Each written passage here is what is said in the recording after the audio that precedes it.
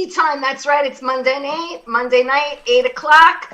It's June 8th. I still can't believe we're into June. It's like crazy insane. Listen, I'm going to talk about my weekend really briefly because, as you know, we're not still doing too much here in New York. I actually FaceTimed my girlfriend, Doreen, who I haven't seen in like 3-4 months. And we were on FaceTime. It was like a marathon for like 4.5 hours, but it was great catching up with her. I grew up with her in Bayside. And then, not much other than that. We went food shopping. I go when they open. We're like ninjas. We go in, we get what we got to get, we come out very fast, very fast. Don't want to wait on any lines if I don't have to. But that was my weekend. How exciting was that? And today I washed my hair and I smell nice. Too bad it's not smell-o-vision. You can't smell me, but I actually look human every Monday night. The rest of the week, we're not going to talk about. So listen, we're going to get into my show because it goes fast. And I'm so excited and thrilled to have Mary Kennedy here with me. She's an actress. She's a comedian. And we're going to get right to it. Hello, Mary. How are you? Hello. How are you? I'm fine. And I want to tell everyone you're on LA time. Right? I'm on LA time. I'm reporting live from Van Nuys, California. Nice. In my little office here. Yes, it's 5 o'clock. The sun is shining. So, the sun is shining. Yeah, well, it's still daylight here for a little bit more. So Yep. Listen, I want to, you're originally from Boston. You're a Boston girl. Yep. Mm-hmm. And you are from Marblehead, Boston, Massachusetts? Yeah, it's 20 minutes north. It's sort of like, it's kind of like going, it's kind of, I guess, going to Long Island a little bit. You know what I mean? Yeah. From the city. Yeah. Yeah, it's like I'm 20 minutes from Queens and yeah. So listen, you went to Marblehead High School, right? I did. Yes, I did. Wow. Class of how 90. is that? Class of what? 90. God help us. Wow. Marblehead's a really small town. It's only 4.5 square miles. Wow. And it's surrounded by water. There's only like one road in and one road out. Uh-huh. But there's an incredible artist community. So my mom was a piano teacher there. She also had a band, which we'll talk about. Nice. And I got all my acting training there. And then I went to Emerson College in Boston. So right. And really then after that, what happened? Because you actually started in comedy, but you started in New York? Yeah. So what happened was I graduated Emerson and then I did a professional internship at Juilliard in stage management, and I was doing special events. And then I left that job and I represented Broadway actors. So I was behind the scenes. I wasn't in front of the camera or on stage. And then I ended up doing stand-up comedy, and then I got back into acting. And I started at Stand Up New York. That's what I was going to ask you. That's where my first show was back in 1992. So we probably were in the same circles at some point. And yeah.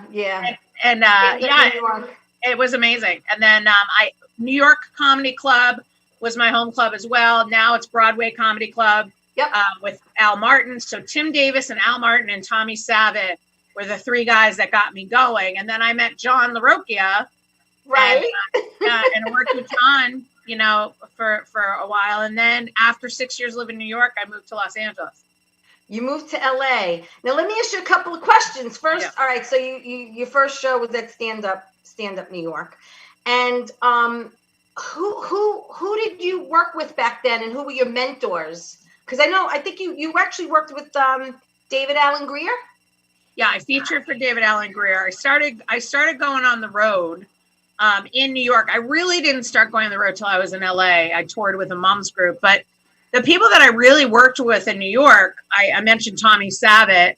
He really helped me get my start. Also, Lisa Lampanelli was my coach.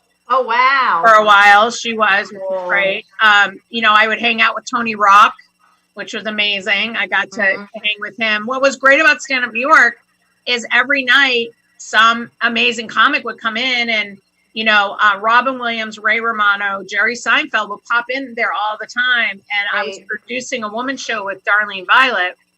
And all of a sudden, who pops in but Jerry Seinfeld? And he ended up bumping me from my own show. I mean, I ended up doing a spot.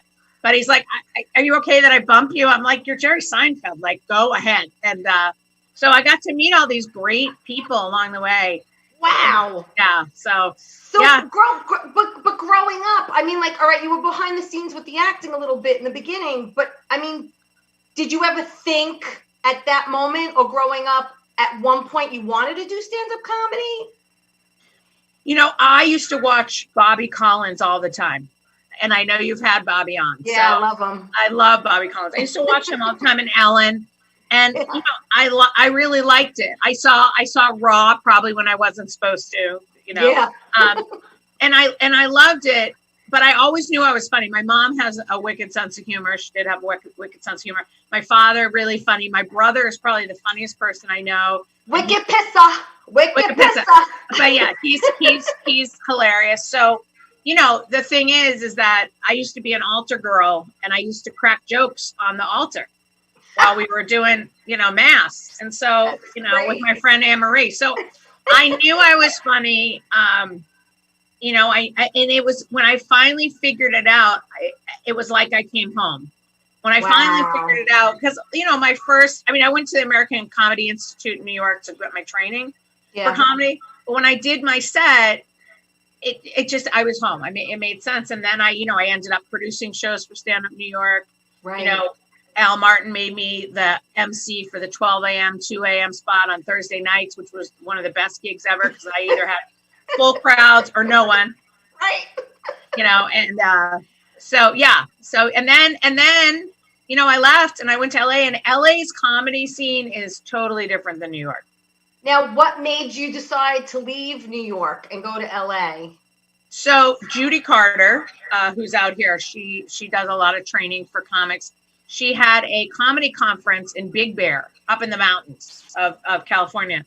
And I saw that she was doing it, and I said, you know what? And she was having all these producers from LA. I said, it's time for me to see what they think, And we went and we had comedy classes, and then the last night was a showcase in front of all these industry people. That's awesome. It was amazing. Awesome. And an ABC executive producer came up to me and said, if you want to do television, and I said, I do. And he says, what kind of television? I said, sitcoms and, episodics and comedy, all that. Because you need to come to LA. And he pushed me. Now, he didn't make any promises. That's the thing in LA. People don't necessarily make promises. But he said, come out, see. And then a friend of mine was an agent at the time. And he told me, I want you to come out here on your own. I want to make sure that you want to live in Los Angeles. And then if you make the commitment to come out here, I'll have you have a meeting with the top agent. And we met with the top agent. She took me. Wow. And then the rest is history. But I had to make the move. And luckily, my boyfriend at the time, who's now my husband, I told him I wanted to move to LA. And he's like, all right. And we moved. That's incredible. That's incredible. And I'm sure he's happy he followed you there. Yeah. He lived in San Diego for a while. He was doing computer stuff, and they had him there for a while. But he'd never been to Los Angeles. And so he came to LA sight unseen. Yeah. And it was a good choice. And I booked my first national commercial and became union. I moved in September, and I got my first commercial in January. Wow. So. That's incredible. What a story, really. I just want to give a few shout outs to Giovanna's watching, and my girl Kristen Tinsley's watching. Mike is watching. So we've got, but wow. Hello, Bruno and Dan Romano and Nancy and everyone tuning in. Thank you for joining me. I'm with Mary Kennedy. She's an actress. She's a comedian. You've been doing comedy, like over 21 years, right? 22 years.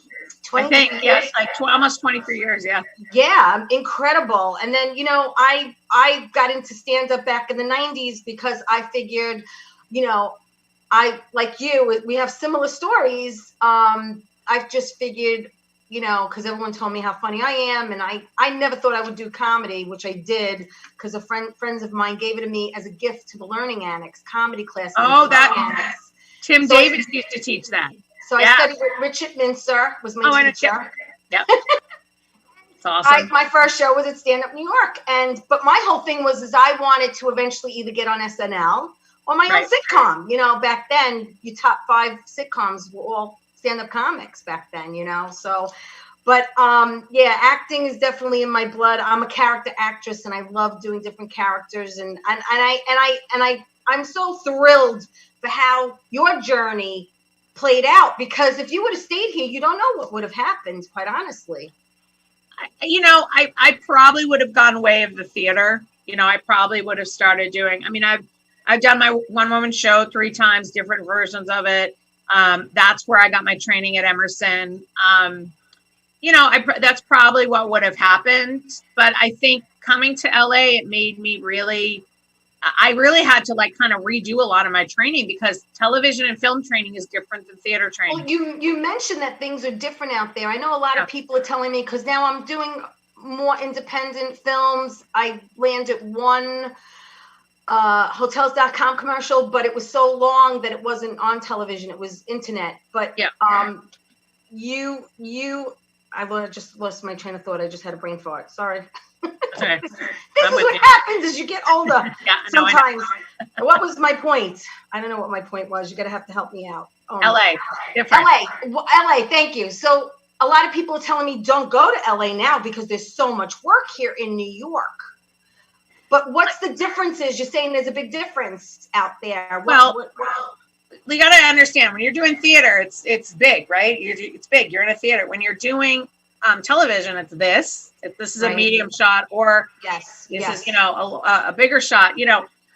It's different in the sense that our city is built upon television and film. And listen, I've had great reviews for I showcased Midlife Mood Swing here, which is my one woman show that went to Boston, sold out. Well, Marblehead, it sold out there, and I'm going to bring it to Boston. So there is those theater opportunities, but everybody's really focused on film and television. I think it's changed a little bit. And it's different in the sense that there isn't as many theater opportunities.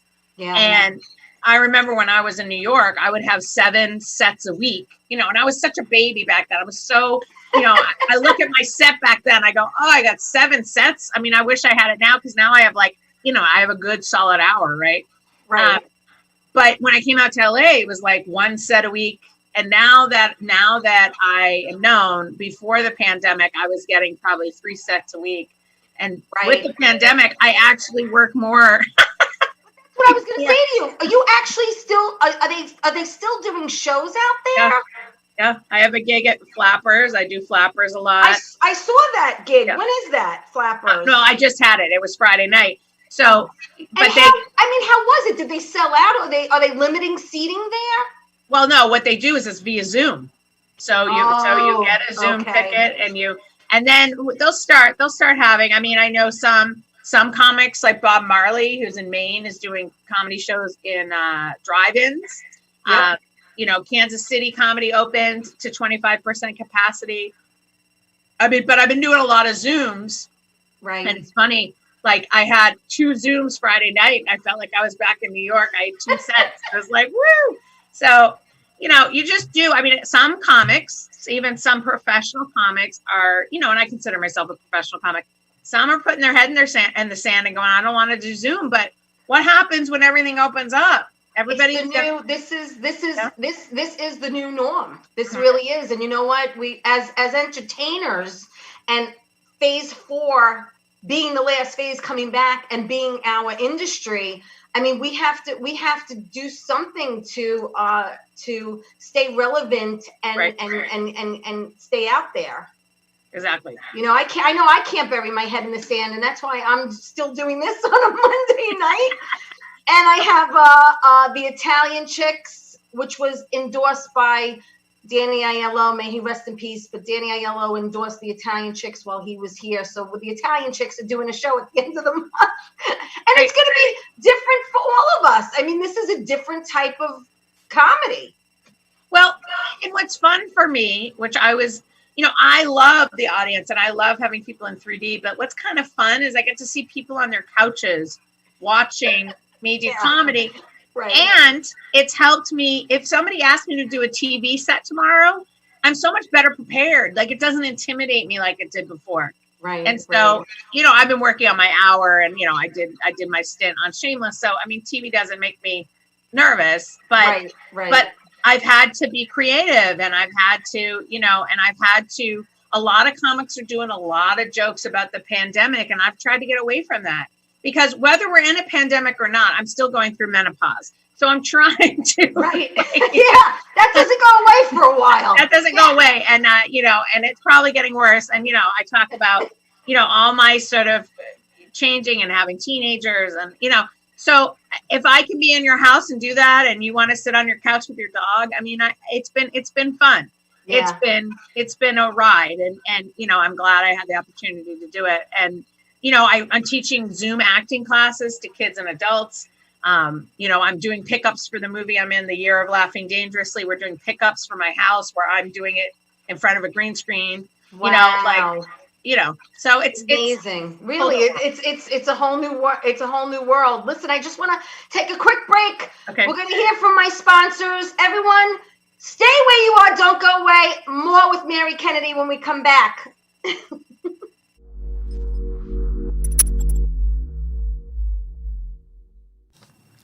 Today's show is brought to you in part by Tavolo Kitchen and Pizza, located at 1919 Wantaw Avenue in Wantaw. Hey, there's something for every night of the week. Tuesdays, pasta night. Wine Wednesdays. Friday, live music from 7 to 10. Sunday, brunch. So check them out at 516-308-4892 or www.tavolokitchen.com. They're also on Instagram. They do catering and private parties. So where do you want to go tonight? Are you bored? Oh my God!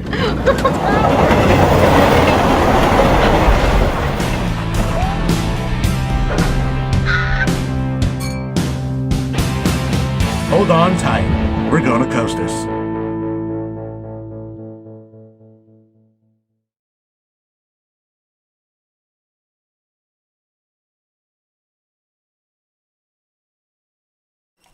Hey everybody, welcome back to Tea Time. I'm so excited that you're joining me tonight. I have Mary Kennedy, who's an actress and a comedian, and originally from Boston. She lived in New York. Now she's in LA, and she's you know what? She's living the dream. She's making things happen. This is what you have to do. We got one time to go around. Make it happen. All right, that's what you do. So Mary Kennedy.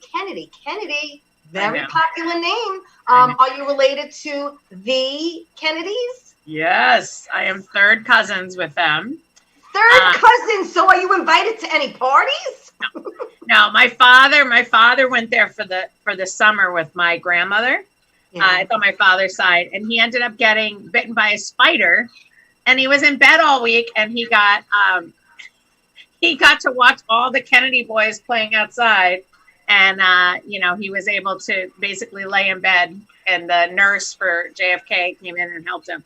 So that's the extent. And they did go to his funeral, my grandmother and my father. But it's a legacy. I'll tell you, it's an interesting family to be from. Absolutely. I mean, what's kind of weird is that I have a joke in my act called I have all of the tragedy, none of the money. That's one of my jokes about being Kennedy. But whenever something goes down in that family, like people will reach out to me on Facebook and go, "We're sorry for your loss. We're sorry." And I'm like, they don't probably even know who I am, but right.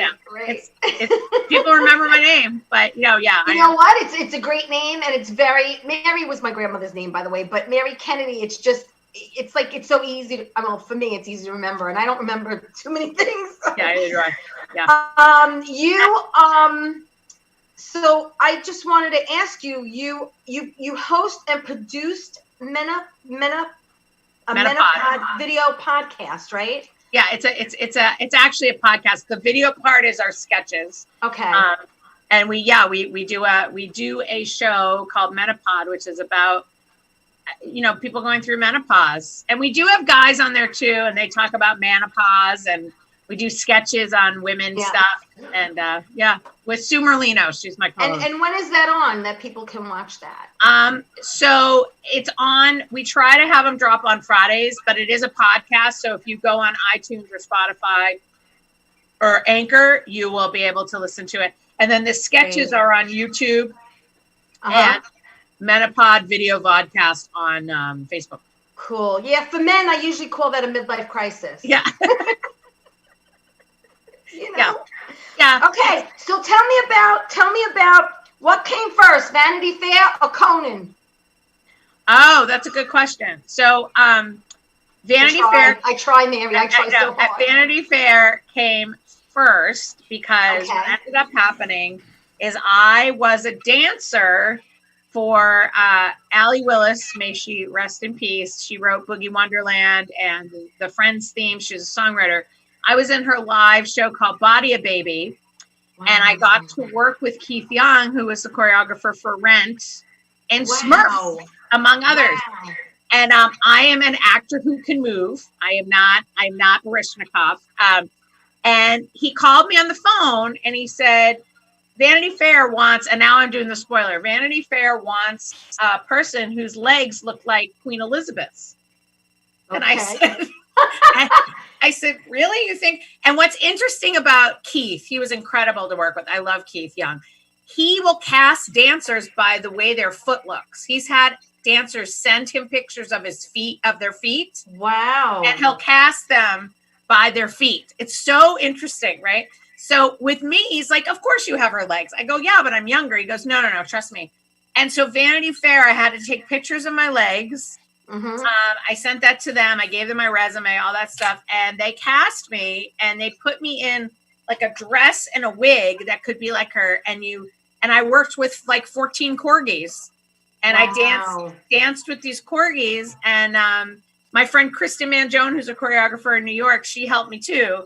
And that's what happened. And I filmed that a day before my birthday. Wow. Happy freaking birthday. Yeah, it was a great job. It was really wonderful. Were you trained in dance? Did you take dance lessons? Very limitedly, but it's interesting. I've gotten called a lot for jobs where I can dance. I had to dance. I was in the Hulu national commercial promo and I played a MILF. And I had to, I wasn't married. I always say I played a MILF, but I wasn't married in this spot, but I was dating one of my employees and I had to dance in that commercial. Right. And so I like to dance and I'm pretty good at it. But for Body a Baby, the live show, I went into dancing. My friend Paul Jasek, who I did a podcast with him years ago, and we work as comics together. He is a professional dancer and we ended up going into training. Wow. So I did that. And then Conan, I ended up auditioning for the head casting director. And he said to me, he goes, listen, you'll get on the show, but you're going to get on and you're really going to do background. That's how we start everybody. Right. And sure enough, I got on their Batman episode and I played a woman, a mom and a wife walking down the street by the Batmobile. And I had a whole story and everything with my friend Jason Boggs. And the hair and makeup was like, you realize that we can't see anything you're doing. And I'm like, yes, but I'm in it, right? And then I kept getting upgraded. And then now I'm one of their principal actors over there. He's changed his format to only 30 minutes, so there isn't a ton of time for sketches anymore. Right. But it's fun. I've done 6 episodes on that show. That's so cool. And then you were in a movie called Creative Differences. Yep. And what was that about? So that movie actually was through my husband's production company. So I got to work with my husband on that one. Was that the first time you ever worked with your husband? Yeah. Well, sort of. We did pilots, but this was the first real thing. And he was an executive producer. I was a producer on it. But ironically, on the show, the lead woman was pregnant and I was pregnant at the same time. So they had 2 pregnant ladies on set.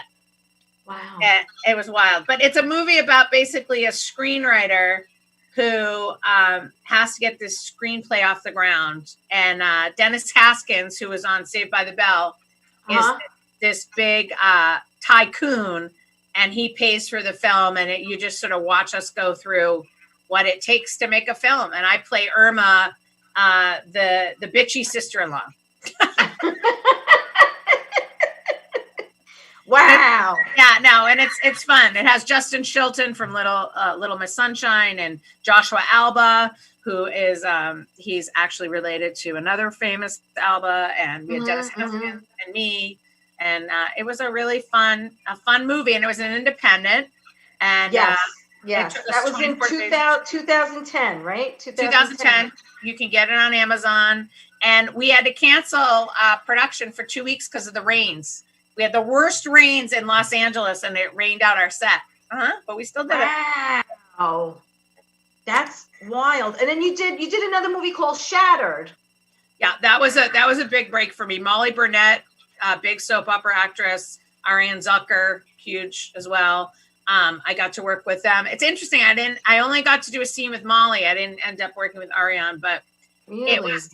it was a great experience. I played a Southern mother in an interracial marriage, and my daughter was part of this plot. You have to watch it. It's a thriller. It's a really, I love a good thriller. It's a thriller. I love great thriller. Yeah. All right, listen, Kristen Tinsley's saying you never know what you got that they want.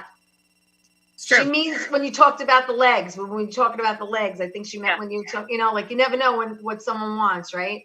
Never know. You never know. And listen, it was a lot of fun. And that was a you were talking about a web commercial. That was for the web and for the cover of their Vanity Fair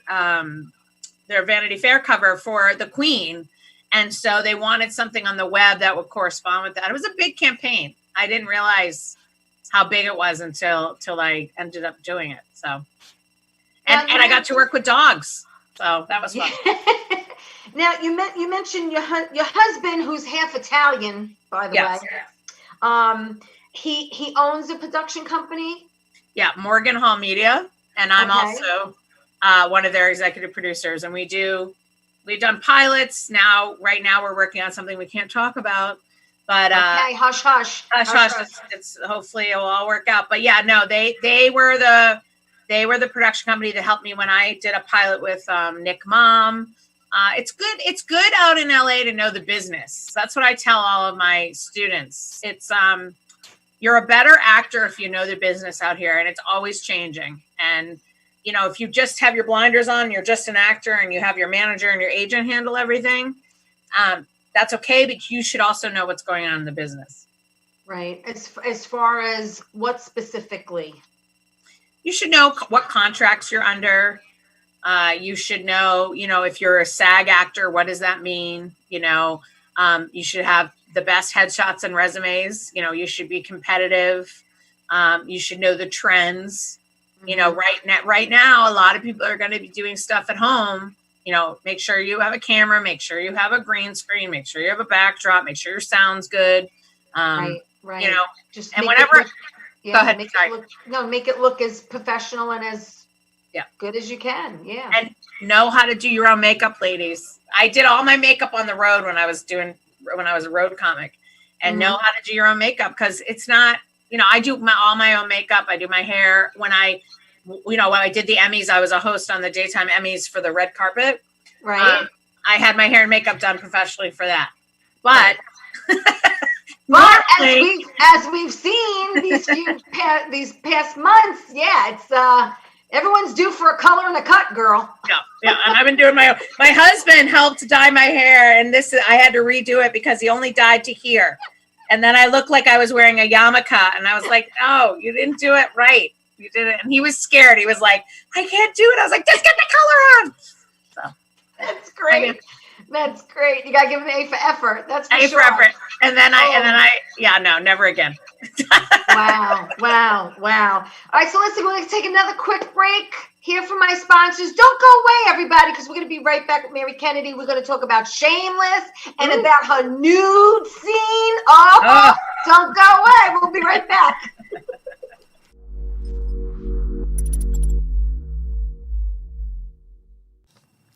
Today's show is brought to you in part by Tavolo Kitchen and Pizza, located at 1919 Wantagh Avenue in Wantagh. Hey, there's something for every night of the week. Tuesdays, pasta night. Wine Wednesdays. Friday, live music from 7 to 10. Sunday, brunch.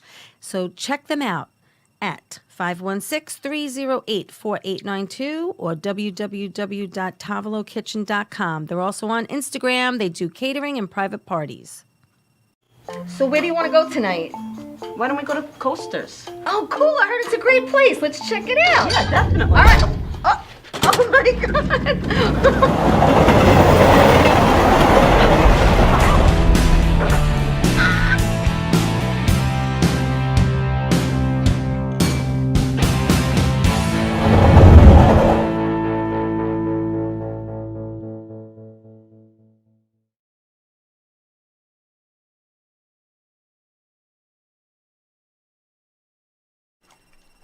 Hi, everybody. Welcome back to Tea Time. I'm so glad you joined in tonight because I have a great guest, Mary Kennedy. She's an actress. She's a comedian. And we've been talking about where she grew up and what she's doing. She lives in LA. I just want to say before we get back to her real quick, Tavolo and Coasters, my sponsors, please, they're doing pickup and deliveries. So please support your local businesses, their mom and pops, and they really need your support to keep their doors open, okay? And then hopefully, you know, one day we'll be able to do what we did before. So again, Tavolo and Coasters, pickup or curbside, pickup or delivery. All right, let's get back to Mary. Thank you, Randy. Randy for watching. My sister-in-law Terry's watching. So let's talk about Shameless. Yes, let's do it. Shameless. Shameless actually ran from 2011 to 2019, correct? Yeah, and it's still running. They're in their final season. They're in the final season, right? And production. This is the end of it. And you were in season seven or eight? Seven. Okay, I got that right. Okay. And you are the new Fiona because the story is about a man who's played by William H. Macy, Frank Gallagher, and he forms this faux family, so to speak, and he grabs you and Bobby could put up a picture of Shameless, please. Thank you, honey. Yeah, that picture. Yeah, the picture, famous picture. And you basically play the new Fiona, which is supposed to be his daughter, right? Right. So what basically happened was Emmy Rossum is the old Fiona. She wouldn't want me to say that. So she was the old Fiona, which I'm older than Emmy. But anyway, what happened was at the end of season 6, he basically destroys her wedding. Okay. And so the whole family excommunicates him again, and they throw him into the Chicago River and leave him for dead.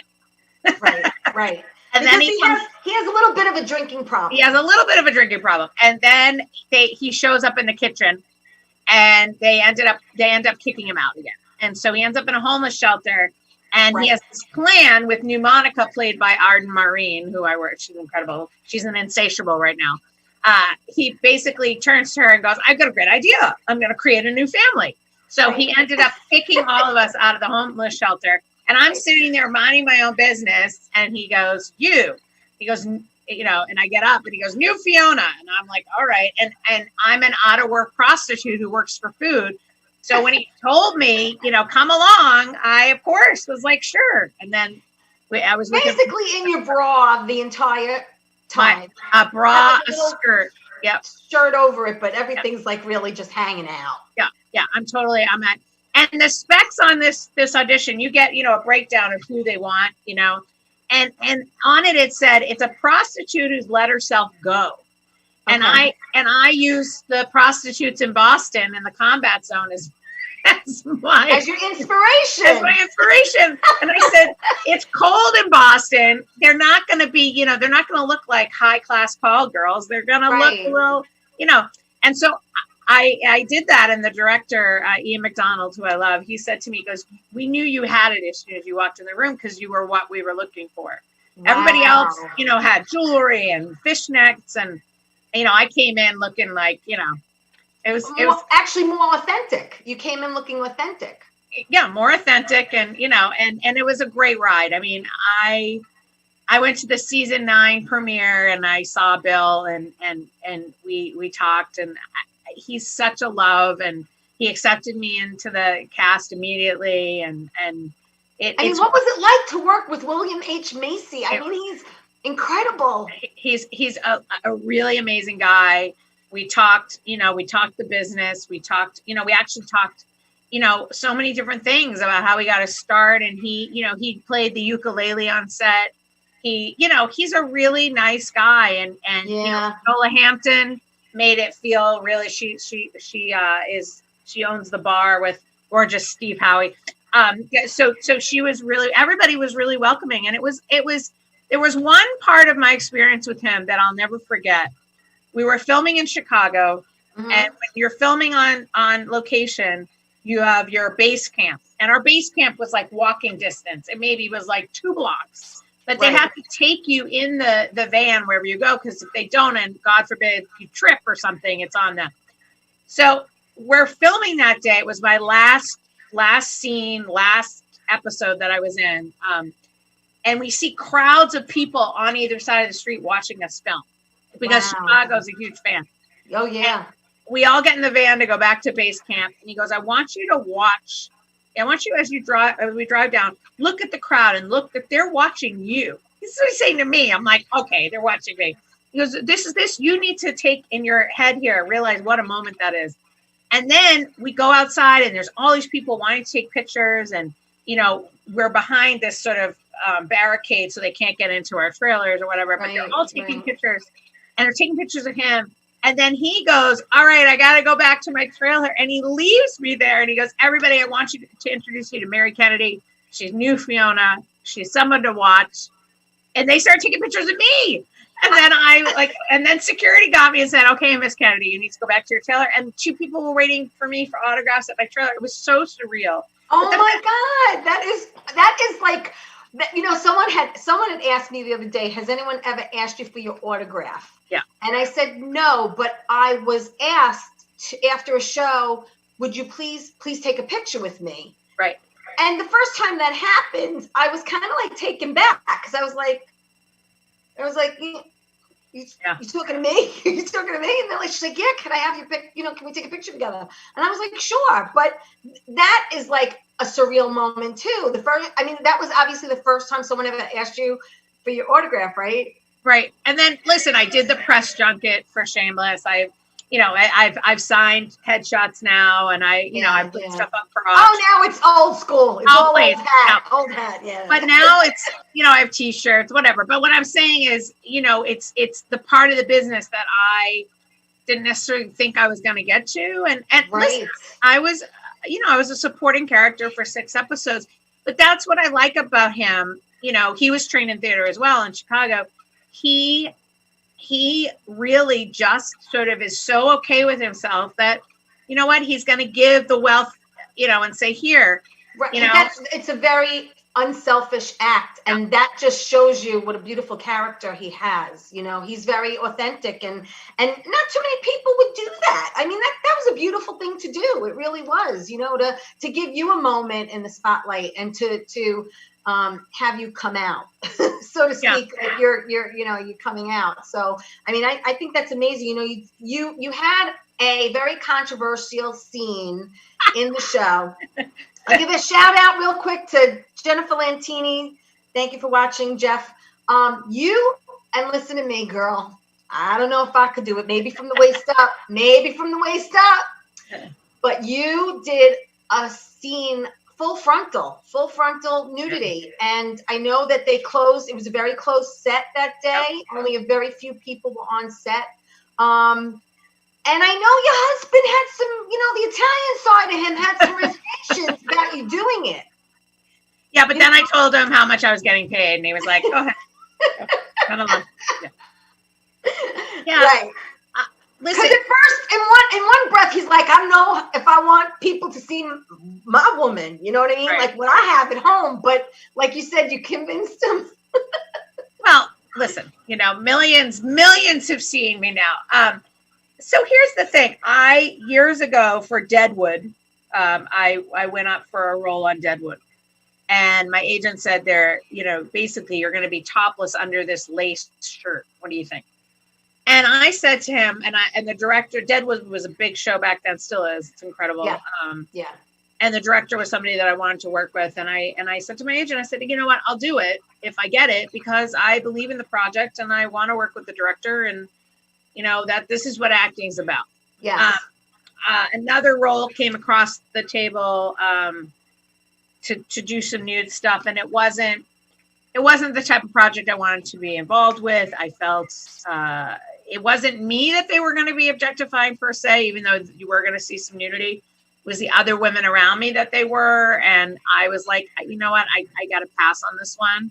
When I got this audition, we knew, right away, and my agents know, if I'm open or not open. And what I told my agents, I said, listen, if it's a role that you feel is part of the story, that you feel that makes sense, and that it's with a good director, good cast, Right. I'll do it.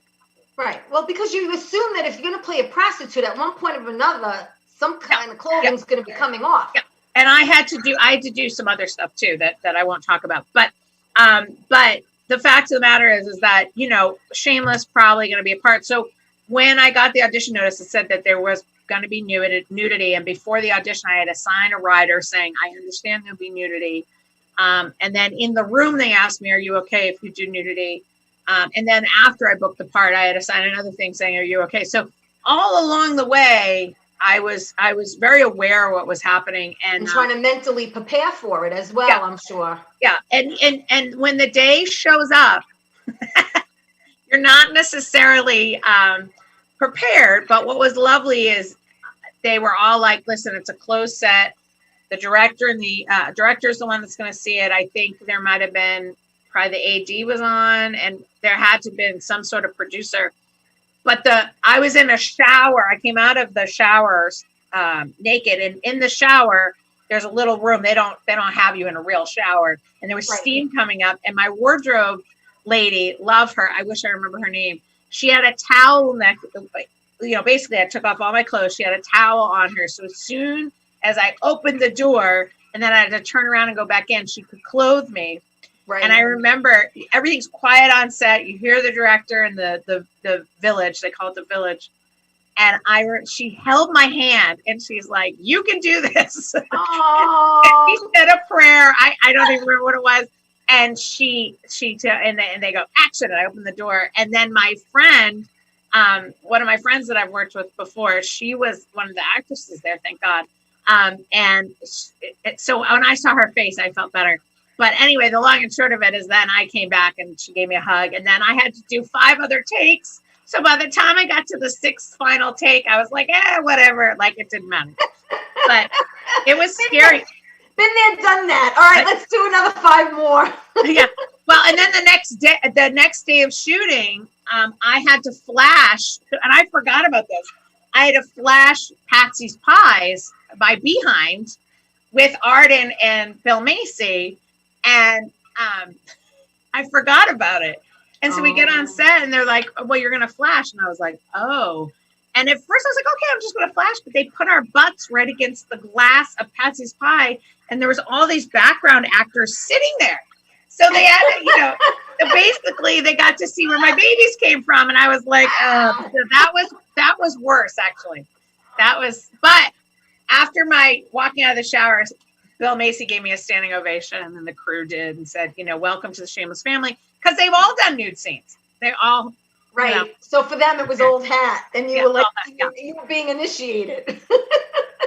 So, yeah, but it was scary. But here's the thing: as long as it's a good project, I'll do it. Well, you got really good feedback from it, from a lot of women, because let's face it, you and I are not like a size 2 or 4. Yeah. All right. Not even close. Well, we're voluptuous women. And, but the thing is that you got a lot of positivity out of this from women, giving you kudos for doing it and showing the world that we don't all look like supermodels. And there's only 2 other people I've seen on the screen, voluptuous women, do nudity, and that was Queen Latifah. Yep. Okay. And Kathy Bates. Yep. I mean, other than that, I haven't really seen anyone else that I know of. I mean, I might have missed somebody, but those are the 2. So, you being another pioneer like this, it was just more than a new scene for you. It was a lot for other women. Well, and here's the thing, and this is where the world goes full circle. Rebecca Metz played one of the waitresses on Shameless. She's an incredible character actress. And we auditioned for a role on Nip Tuck together, or she didn't know I was, and she played and she did such a good job. She should have been nominated for an Emmy for this. She played the ugly girlfriend that the hot doctor had, and she had to really be vulnerable, and he put a bag over her head and she had to be nude. And I was, when I met her on set on Shameless, that's what was so funny. And I've run into her on auditions here and there. She almost gave me courage in a weird way to do this, because I was like, if Rebecca did what she did, and like that, she had to be intimate with this hot doctor. The fact that she was able to do it, gave me the courage too. So she did it too. I mean, yeah, they don't think of us larger size women being nude, but we do get naked. We do take our clothes off. Do. I mean, we do come out of a shower with our clothes on. So I mean, let's see it. It's natural, and it's and here's the other thing: it wasn't gratuitous, right? It wasn't. It was fine. I mean, that's the thing as an actor you have to think about. And sometimes if you're on a series, right? There are a lot of series. This happened with Game of Thrones, where there was a lot of nudity in the beginning, and the actresses had to say to them, knock it off.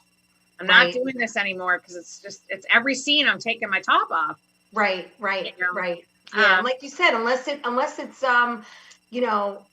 related to a scene or what you're doing, and not just thrown in there to see boobies. You know what I mean? Then it becomes a little misconstrued and a little fuzzy as to why it's happening.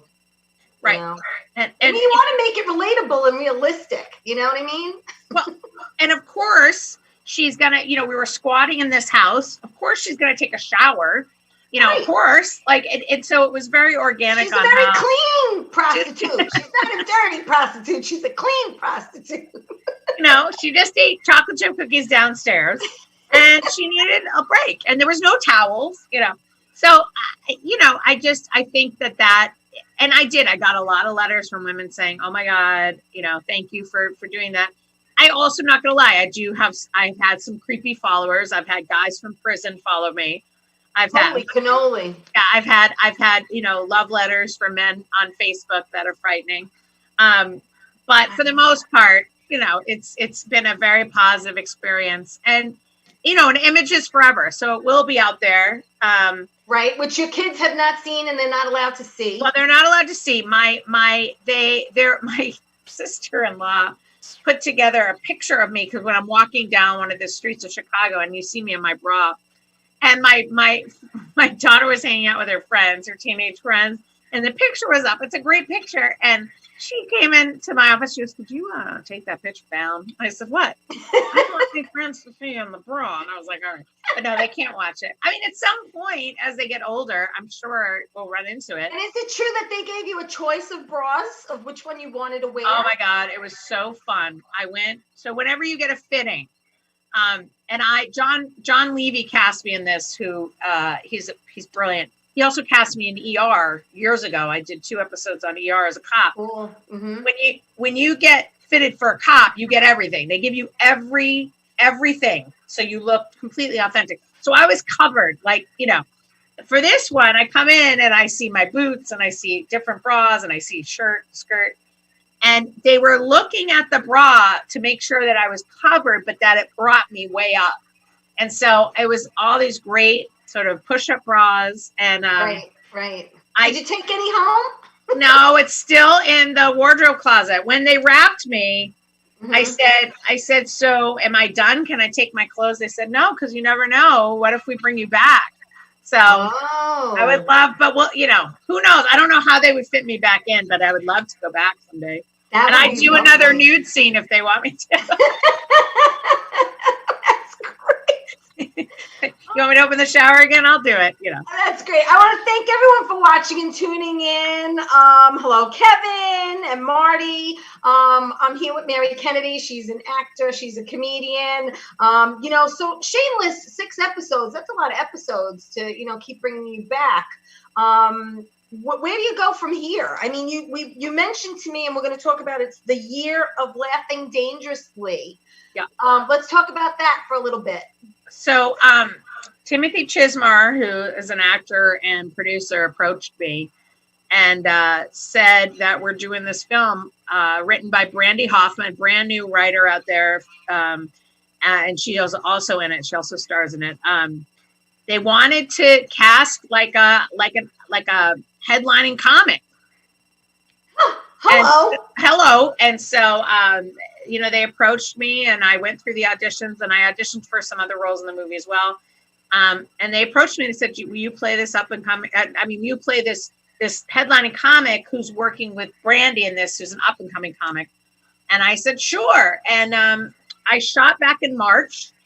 Rothello is a incredible director. He actually comes from a genre of horror. This is his first sort of rom-com kind of thing. I'm sure he's done others, but this is the first one that I've worked with him on. And it's an independent, and they had a distributor, so everything was all set. And I shot for one day in March, and then we got a call that they had to shut down production.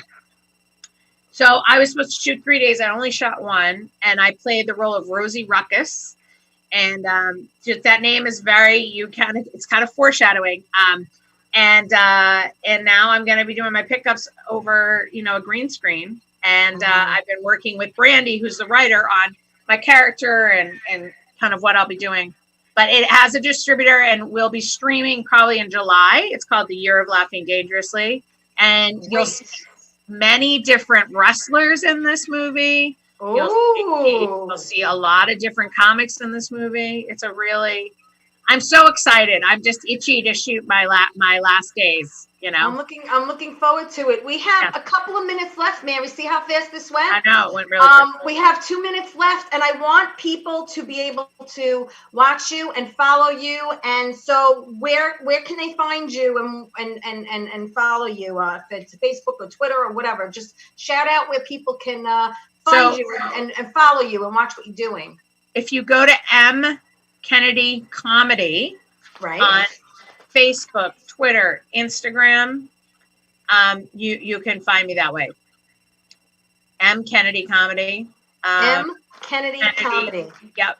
And if you look on IMDb, Mary E. Kennedy, excuse me, there's the E. Yeah, you put in your initial. Yeah. You know what happened was I originally put in Theresa Farrell, and there was already a Theresa Farrell. So I had to throw in my maiden name. Yep.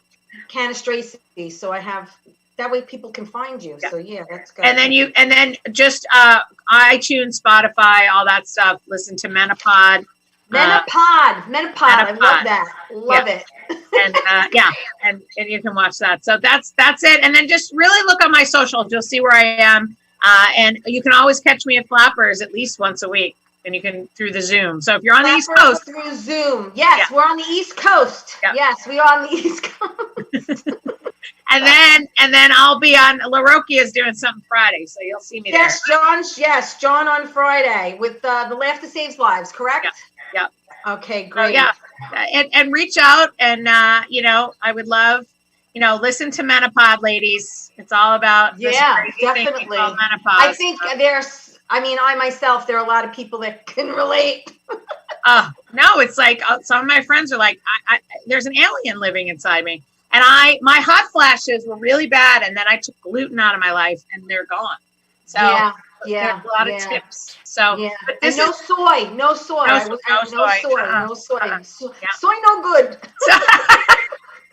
Tastes good. Listen, Mary. Yes. We're friends on Facebook, and I know we kind of like loving each other's posts. This is the first time we actually met like this. Thank God for Zoom, and we're able to do this. I want to thank you from the bottom of my heart for taking the time out there in LA and doing my show for me. Come back anytime. Everyone, have a great week. Wash your hands, wear your mask, do what you're supposed to do. Stay safe.